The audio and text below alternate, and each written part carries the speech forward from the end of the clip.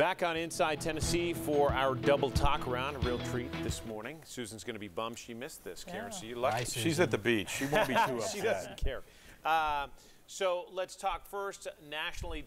Don, you have a point to make about the race in Pennsylvania where a Democrat won in a place that no Democrat has won in years. Yeah, you know, our dear friend Susan, and I won't attribute her beliefs necessarily to yours, Karen, although you're both on the same political stripe, has always said Tennessee is red to the roots, and she, to use the line, trumpets the fact that President Trump won this state by 18 points. Connor Lamb, a Democrat, a 33-year-old Democrat in Pennsylvania in a district that went 20 points for Trump, won that race. And the perception that, quote, to use Susan's line, Tennessee is red to its roots, I don't believe is the case anymore. And we're going to see Phil Bredesen mount a heck of a race for Senate. Carl Dean, a heck of a race for governor. Races they can win. This is now a competitive state at all levels. You know, I think, though, that judging by Pennsylvania's change, I think sometimes people do look at the individuals. I don't know that that is going to go over to our governor's race and our Senate race. I do believe that this state is red. I think you can talk about it after it happens, but I don't think it's going to happen. Right. I do, and that's where we can disagree. I think what's happened, we do have good candidates, and it is incumbent on my party to find better candidates. We've struggled with that.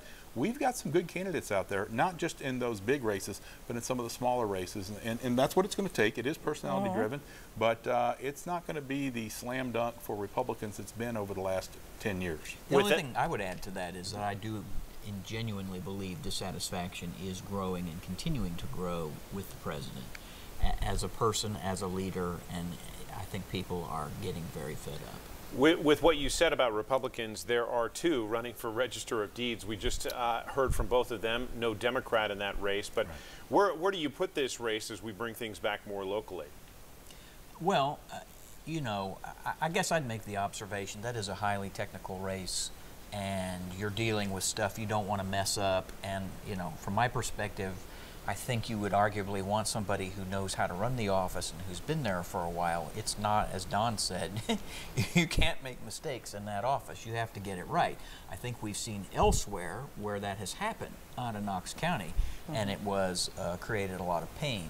So, you know, what'll be interesting is that, you know, Steve Hall has name recognition, and there's another Steve Hall, once upon a time, who was an office holder here.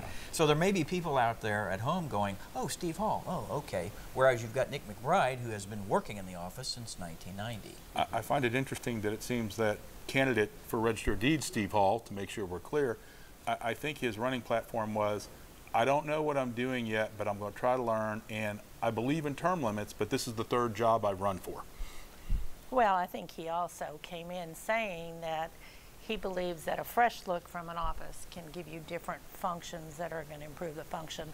I do think that the interesting thing for me will be whether people get out and vote and actually look at the candidate. It's an office that very few people know about, and very few people, I think, really look and see what does each candidate bring to the table. A big reason why we had them both on. We're going to be back with more of our talk around after this, and a point that Don and John disagree on. That's next.